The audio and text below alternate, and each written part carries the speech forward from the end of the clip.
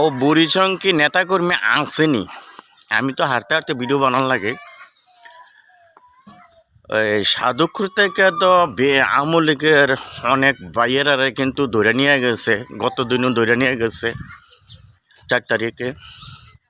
তো বুড়িচঙ্গে তো নেতাকর্মী মনে নাই, আসলে আছে বুড়িচঙ্গে। সবচেয়ে ব্রাহ্মণপাড়া বুড়িচঙ্গের ভিতরে বুড়িচং কিন্তু নেতাকর্মী বেশি, কারণ কারোর ধরাইব না কি আরে জানেন নি।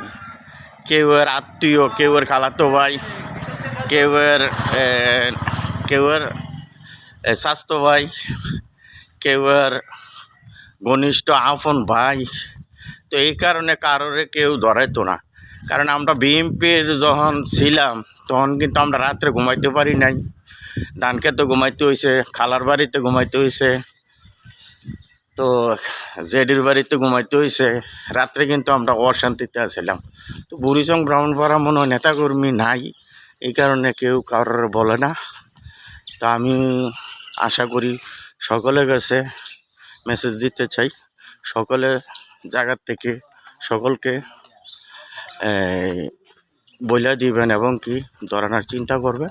তো ভালো থাকবেন। ওকে, আসসালামু আলাইকুম ওয়া রাহমাতুল্লাহি ওয়া বারাকাতুহু।